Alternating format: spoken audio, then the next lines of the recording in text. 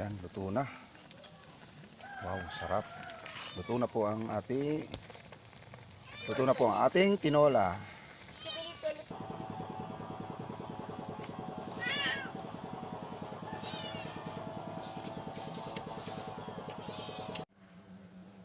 Ayan, naka-ready na yung lutuan ko. Dito ako magluluto ng Diyan ako magluluto ng tinolang manok at adobong manok na native. Yan, dito po isasalang at dito ako magluluto para sa tanghalian.